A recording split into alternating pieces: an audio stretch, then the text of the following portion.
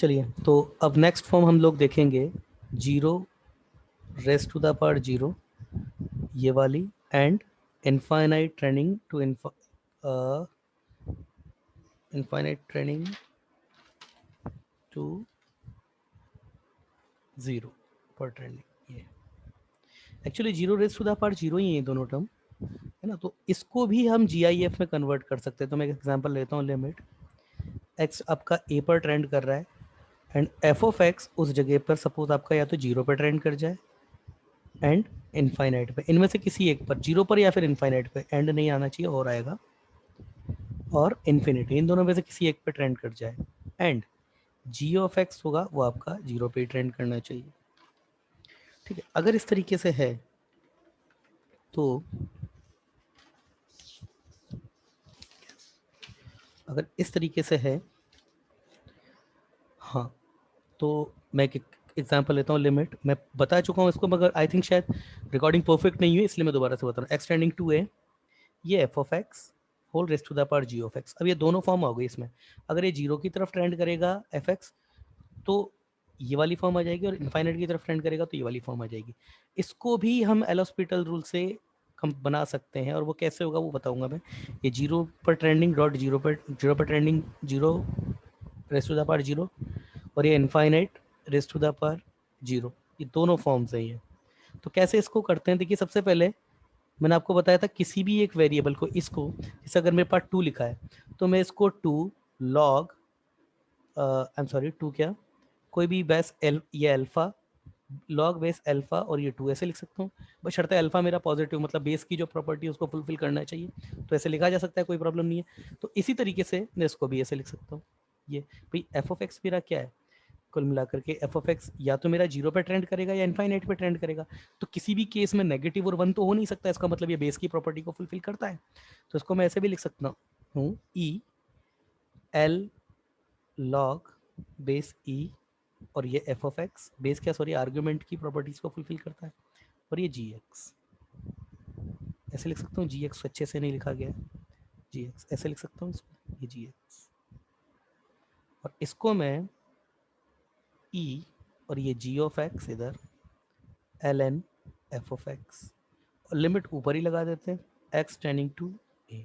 तो इसको e limit x tending to a g of x into L N F of x लिखा जा सकता है, या फिर इसको मैं सिंपली बोल सकता हूँ exponential of limit x tending to a f of x l n, या फिर g of x into L N F of x. अब देखिए इस क्वेश्चन का जो बारीकी, देखिए जी एक्स आपका कहाँ ट्रेंड कर रहा है, जी एक्स तो आपका जीरो पर ही ट्रेंड कर रहा है, मतलब ये फॉर्म तो जीरो है। अब अगर एफ ऑफ एक्स आपका जीरो पर ट्रेंड करता है, जीरो पर एक ही साइड से ट्रेंड करेगा, क्यों, क्योंकि एफ ऑफ एक्स केवल जीरो प्लस पे ही डिफाइंड होता है। तो एफ ऑफ एक्स अगर आपका जी ऑफ, अगर लॉग का आर्ग्यूमेंट अगर जीरो पर भी ट्रेंड करे या इनफाइनाइट पे ट्रेंड करे, एल एन एक्स तो आपका जो होता है न्यूमेरिकली तो आपका इनफाइनाइट पे ट्रेंड करेगा। अगर जीरो प्लस पर है ये, तो ये नेगेटिव इनफाइनाइट हो जाएगा, और अगर इनफाइनाइट पर है तो ये इनफाइनाइट हो जाएगा। तो कुल मिलाकर के ये फॉर्म बनेगी तो जीरो इंटू इनफाइनाइट की फॉर्म ही बनेगी। प्लस माइनस हो तो वो तो बाहर आ जाएगा, उससे तो समस्या है नहीं। तो ये मेरे पास जीरो इंटू इन्फाइनाइट की फॉर्म आ रही है, और अगर ये जीरो इंटू इन्फाइनाइट की फॉर्म है तो उसको जीरो बाई जीरो में बिल्कुल कन्वर्ट किया जा सकता है। कैसे, exponential limit x tending to zero, sorry x tending to ए, ये l N F of x जो कि इन्फाइनाइट है, और ये one upon g of x. अब ये अगर जीरो ट्रेंडिंग था तो ये इन्फाइनाइट ट्रेंडिंग हो गया ना, क्यों, क्योंकि infinite trending equal to one upon zero trending ही होता है आपका पॉजिटिव साइड से, और अगर यहाँ माइनस और नेगेटिव इन्फाइनाइट हो जाएगा तो ये जीरो माइनस से ट्रेंडिंग हो जाएगा आपका, है ना। अब आप ये जीरो बाई जीरो फॉर्म हो गई आपकी, सॉरी ये इनफाइनाइट, ये वाली बेस जो है ये इनफाइनाइट बाई इनफाइनाइट ट्रेंडिंग हो गया अब आपका। तो अब आप एल हॉस्पिटल लगा सकते हैं, ठीक है ना। तो लिख देता हूँ मैं इस चीज़ को भी, है ना। Now apply L H rule. अब समस्या नहीं है, अब आपकी क्वेश्चन हो गया। तो एक इसके ऊपर एक बेस क्वेश्चन ले लेते हैं, example limit x tending to zero X raise to the power x. तो ये आपके पास ये जीरो प्लस ही होगा, क्यों? क्योंकि नेगेटिव से तो पॉसिबल ही नहीं है। ग्राफ में भी मैंने आपको बताया था कि एक्स आपका नेगेटिव नहीं हो सकता, ये आपकी वन साइडेड लिमिट ही होगी। और एक्स जब आपका पॉजिटिव ही हो तब तो जीरो प्लस बोलूँ या फिर ये बोलूँ, बात एक ही। तो limit x tending to zero plus x raise to the power x क्या होगा फॉर्मूले से? एक्सपोनेंशियल क्या होगा?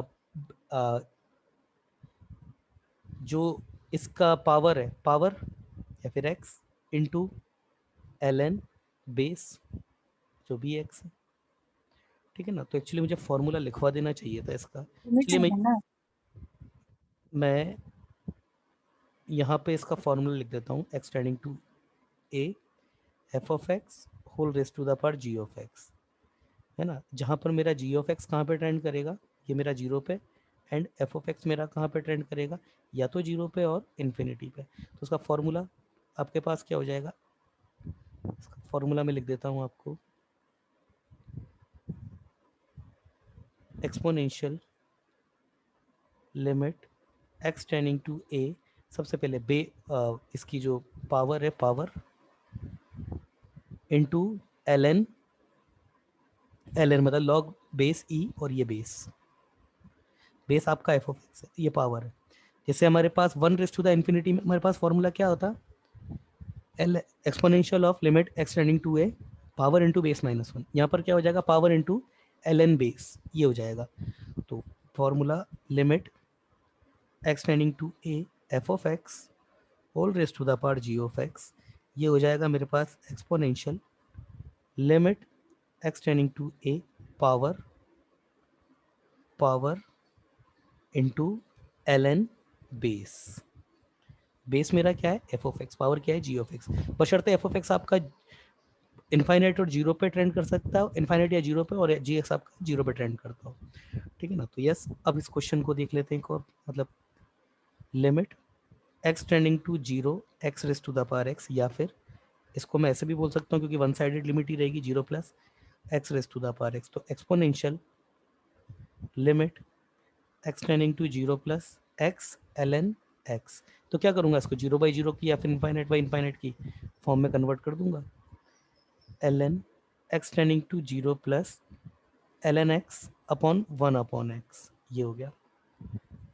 Exponential limit x tending to zero plus, ये मेरे पास ऊपर का डेरिवेटिव वन अपॉन एक्स, ये minus one upon x square, कितना आएगा? Exponential limit x tending to zero plus, और ये एक्स, तो ये कितना हो गया? लिमिट एक्स टेंडिंग टू, ये जीरो प्लस ही आएगा, मतलब जीरो, और ये मेरे पास ई की जीरो प्लस मतलब वन। वन दीदी वन प्लस होगा या वन होगा? एक्चुअली वन प्लस होगा, यस, ये भी याद रखिएगा, ये भी याद रखिएगा, वन प्लस होगा। क्यों? क्योंकि e raise to the power x का ग्राफ ये है, जीरो पर वो ना, जीरो प्लस पे आपका कितना होता है? जीरो प्लस होता है, वन प्लस होता है, याद रखिएगा। तो अगर एक्चुअली अगर देखा जाए तो limit x raise to the power zero x raise to the power x, ये आपका वन प्लस होता है, ठीक है, आपका वन प्लस होता है ना। सिंबॉलिकली इसको वन भी लिख सकते हैं, है ना, जो सहूलियत हो वैसा लिखे हम। जीआईएफ के केस में तो वन प्लस होता है, याद रखिएगा। अब आगे देखते हैं इसके ऊपर कुछ क्वेश्चंस, एग्जाम्पल ना, एग्जाम्पल्स। सपोज, अच्छा, कुछ बच्चों को ऐसा भी लगता है कि सर ये एक्स एल एन एक्स आया था, limit x tending to zero, तो सर ये जीरो था और ये इनफाइनाइट था, तो आपने इनफाइनाइट बाई इनफाइनाइट की फॉर्म करी, जीरो बाई जीरो ऐसे भी तो कर सकते थे। मैं कहूँगा यस, बिल्कुल ऐसे भी करा जा सकता था, पर उस केस में डिनोमिनेटर का डेरिवेटिव टफ हो जाता आपका। ये पहले one upon L N x का होता, मतलब minus one upon L N x का स्क्वायर हो जाता, फिर एल एन एक्स का होता वन अपॉन एक्स, ये हो जाता आपका, और ऊपर आपका वन। तो कुल मिलाकर आंसर तो तब भी यही आता, आंसर तो तब भी वो वन ही आएगा, जीरो ही आएगा मतलब। और उसके इसमें डेरिवेटिव टफ हो जाता है, और हम क्वेश्चन जो उस डायरेक्शन में पुश करते हैं जहाँ से क्वेश्चन हमको ईजी पड़े, तो इसलिए जीरो बाई जीरो की फॉर्म ना बना के इनफाइनाइट अपॉन इनफाइनाइट बनाते हैं। हो सकता है कुछ केस ऐसे आ जाएं जब हमको जीरो बाई जीरो की फॉर्म ज़्यादा सिंपल पड़े, तो तब वो जीरो बाई जीरो की फॉर्म बनाएंगे। तो वो आपके ऊपर है, आप क्वेश्चन को कितना ईजिली डील करना चाहते हैं, है ना। चलिए, now check the next question, check the question related to this concept. तो मैं कुछ क्वेश्चंस ले रहा हूँ इस पे,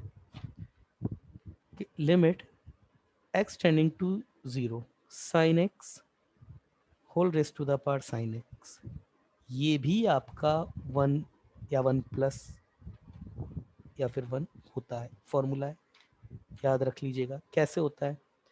limit x tending to 0, 0 plus भी देखेंगे।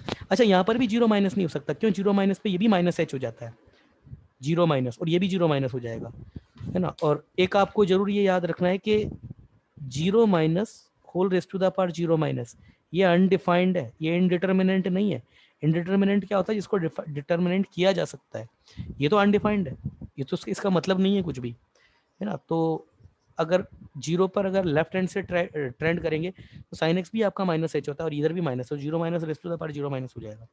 तो ये भी 0 प्लस लिखा जा सकता है। तो ये sine x whole raise to the power sine x, इसको देखो, इस पर अगर मैं थोड़ा एडजस्ट कर दूं, मैं इसको थोड़ा अरेंज कर दूं इसको, तो ये x sine x upon x, तो देखिए ये जनरल फॉर्म बन गई, मतलब ये स्टैंडर्ड फॉर्म बन गई है। ये साइन एक्स अपॉन एक्स, ये भी स्टैंडर्ड फॉर्म बन गई। यहाँ और यहाँ लिमिट अप्लाइड हो जाएगी, तो ये भी आपका limit x tending to 0 plus x raise to the power x, और ये भी 1 प्लस या फिर 1, कुछ भी हो सकता है इन दोनों में से, ठीक है। तो similarly limit x tending to x, और ये साइन एक्स की अगर बात करें तो ये भी वही चीज है, ये भी 1 हो जाएगा, क्यों? ये एक्स इंटू एक्स कर दूं यहाँ पे, तो ये भी x raise to the power x है, ये भी 1 प्लस ही जाएगा आपका, ठीक है ना। तो कुछ अच्छे क्वेश्चन देख लेते हैं इसके ऊपर। देखिए limit x tending to 0 plus ये एक्स एक्स और ये एक्स है, ठीक है। अगला है मेरे पास लिमिट एक्स टेंडिंग टू 0, ये एक्स और ये बेस और ये x raise to the power x है। अगला है लिमिट एक्स टेंडिंग टू 0, ये सब 0 प्लस पे ही है, 0 लिखूँ या 0 प्लस लिखूँ, क्योंकि ये चीज आ गई ना, तो इसका मतलब 0 प्लस पे लिमिट चेक कर रहा होगा वो। एक्स की पावर एक्स, और ये इधर ब्रैकेट लगा दूं, और एक और bracket limit x tending to 0, जो अगला ब्रैकेट है मैं कहाँ लगाऊं इसको, ये एक्स एक्स और ये एक्स इधर लगा दूं, तो देखिए ब्रैकेट की पोजीशन चेंज हो गई। आप एक चीज समझिए कि अगर मैं ए की पावर एम और उसकी पावर एन बोलता हूं, तो इसको मैं ए की पावर एम और डॉट कंप्लीट एन नहीं लिख सकता, क्योंकि ये तो ये ऐसे नहीं हो सकता, क्योंकि ये जो चीज है मेरे पास a raise to the power m into n है, ये मेरे पास ए की power m raise to the power n है। तो ये ब्रैकेट लगाने, ये मेरे पास कैसे है ना, इस चीज को मैं ऐसे जरूर लिख सकता हूँ, ए की power m raise to the power n. तो ब्रैकेट लगाने से आपका जो है वो सेंस बदल जाता है इस तरीके के केसेस में, मतलब base into power raise to the power power, तो उसमें जो होता है वो सेंस ब्रैकेट को लेकर के चेंज हो जाता है। यहां पर मेरे पास क्या लिखा है ना, एक्स की पावर में ये पूरा है ना, और अगर मैं इसकी वैल्यू अगर मैं रखूं तो ये मेरे पास लिखा हुआ है लिमिट एक्स टेंडिंग टू 0, ये मेरे पास स्टैंडर्ड फॉर्म है, ये मेरे पास एक्स की पावर ये 1 लिखा हुआ है या फिर 1 प्लस, और जैसे मैं यहाँ पे 0 रखूंगा 0 प्लस, तो ये 0 प्लस की पावर 1 या फिर 1 प्लस, तो ये तो मेरे पास 0 ही होगा। इसकी अगर मैं बात करूं तो देखिए ये मेरे पास, अच्छा ये भी मेरे पास सेम ही है, ये भी क्या है मेरे पास एक्स की पावर, ये भी 1 प्लस ही है, ये तो स्टैंडर्ड फॉर्म ऊपर बन गई। तो ये और ये दोनों तो एक ही है एक्चुअली, ये 0 प्लस की पावर 1 प्लस या फिर 0। इसकी मैं बात करूं तो देखिए ये मेरे पास क्या है, ये limit x tending to 0 plus ये 1 प्लस इसकी पावर एक्स, तो 0 रखूंगा तो ये भी मेरे पास 1 हो जाएगा, मगर ये फॉर्म अलग है ना। तो ये भी मेरे पास 1 है, और इसकी अगर मैं बात करूं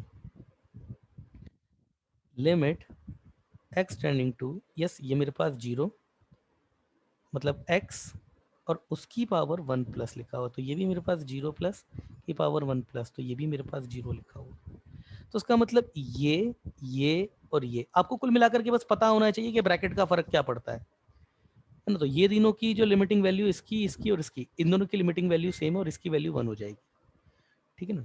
चलिए आगे देख लेते हैं एक क्वेश्चन और एग्जाम्पल। चलिए एक क्वेश्चन देखिए, limit x tending to 0 x की पावर 50। अब इसको कैसे, अब जाहिर सी बात है कुछ बच्चे इसको यहाँ ऐसे दिमाग लगाते हैं, x की पावर x इंटू 50, और ये नहीं कर सकते, क्यों? क्योंकि ये तो दोनों इक्वल नहीं है, इसका मतलब तो x की पावर 50x हो गया, तो यस इसका मतलब ये ऐसे तो नहीं लिख सकते। तो अब कैसे करेंगे? अब यहाँ पर देखिए वही मैंने आपको बात बताया था, इस तरह के क्वेश्चन में अगर आप एल्जेब्रिकली आप कितने स्ट्रॉन्ग है, इसको मैं ऐसे लिख सकता हूँ, देखिए लिमिट एक्स की पावर 0 एक्स इंटू एक्स, और ये इंटू एक्स की पावर 49। इसमें तो कोई समस्या नहीं, ऐसे तो लिख सकता हूँ इसको। तो इसको फिर मैं अगर ऐसे लिख सकता हूँ तो फिर तो मैं इसको ऐसे भी लिख सकता हूँ, एक्स की पावर 0 एक्स की power x into whole raise to the power x की पावर 49, ये भी लिख सकता हूँ। ये हो गया मेरे पास कितना, 1 लिमिट एक्स टेंडिंग टू 0, ये 1 की पावर x इंटू 49, और x की जगह अब 0 रख दीजिए या फिर 0 प्लस रख दीजिए, तो 1 की power 0 raise to the power 49।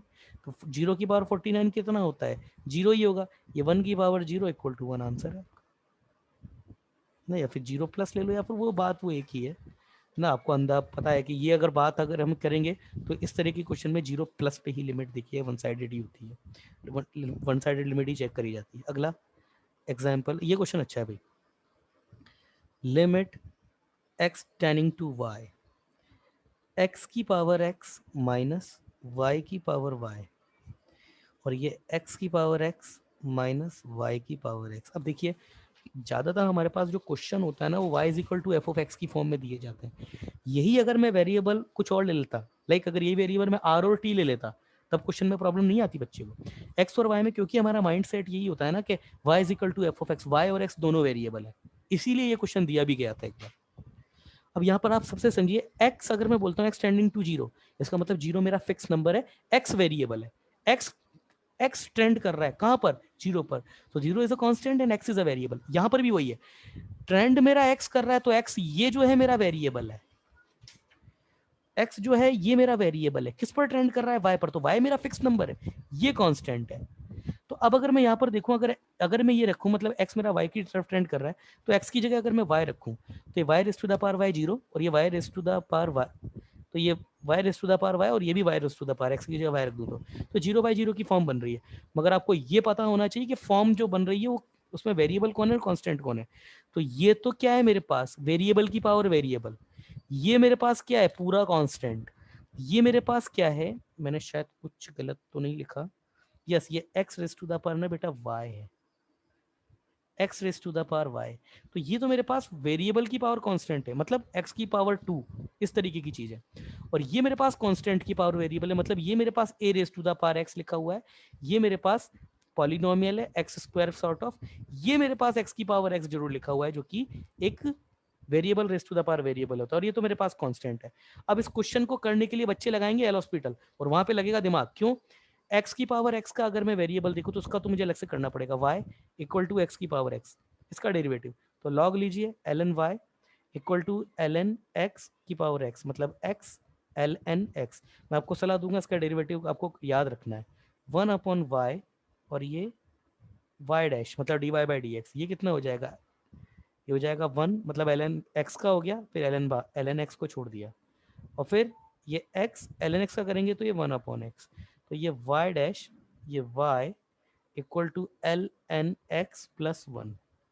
और इसको मैं पूरे को, इसको मैं ऐसे भी लिख सकता हूँ, इधर लिख लेते हैं, इसको मैं ऐसे भी लिख सकता हूँ, ये y dash upon y equal to ln x plus ln e। तो ये y डैश मेरे पास कितना हो गया, y ln x इंटू ई, और y की जगह मैं फिर से क्या रखता हूँ, y तो मेरा x raise to the power x है, x raise to the power x ln x into e. ये आपको डेरिवेटिव इसका अगर याद रख सको तो याद रख लीजिएगा। तो अब मैं इसमें एल हॉस्पिटल रूल लगा रहा हूँ भाई, ये मेरे पास y डैश है, इसका डेरिवेटिव ये पता पड़ चुका है मेरे को। तो अब अगर मैं इसमें, और इसी में ही थी problem, x raise to the power x ln x e, तो अब अगर मैं इसमें लगाता हूँ तो उसको हटाऊँ थोड़ी देर के लिए, यस, क्योंकि डेरिवेटिव जो मुझे निकालना था वो मैं निकाल ही चुका हूँ। क्या है डेरिवेटिव, ये है डेरिवेटिव। तो मैं इसको देखूं तो ये मेरे पास यस एल हॉस्पिटल रूल अप्लाई करते हैं, x टेंडिंग टू y, तो न्यूमरेटर आई एम सॉरी, इसका डेरिवेटिव ये हो जाएगा x raise to the power x ln x e, ये इसका ये हो जाएगा कांस्टेंट का 0, x की पावर y मतलब x की पावर कांस्टेंट, तो ये क्या हो जाएगा y x की power y minus 1 minus a y raise to the power, मतलब कांस्टेंट की power variable, like e raise to the power x या फिर a raise to the power x, तो कितना हो जाता है y raise to the power x, और ये एल एन वाई, यही होगा, a raise to the power x का यही होता है। अब आप देखिए अगर मैं इसमें से कुछ कॉमन निकाल सकूं तो, हाँ चलो इसमें से कुछ कॉमन, हाँ निकल तो जाएगा। देखो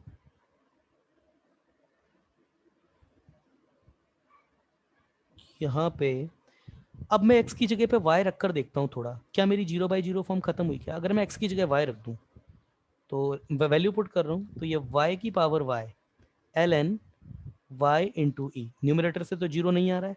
आगे देख लेता हूँ तो y इंटू वाई की पावर y माइनस वन, मतलब x की जगह y रख रहा हूँ। अच्छा एक और चीज, यहाँ पर वेरिएबल है आपका x, और एंड में क्या होता है ना, वेरिएबल की जगह हमारे पास जो ट्रेंड, जहाँ पर ट्रेंड करता होता है वो नंबर रखा जाता है, तो हमारे पास जो आंसर होगा वो y में आएगा, x में नहीं आएगा। यस ये भी पकड़ने वाली चीज है, वेरिएबल की जगह वैल्यूज पुट कर दी जाती है तो हमारे पास आंसर y में आएगा, x नहीं आएगा आंसर में कहीं भी। ये y raised to the power y, ये ln y।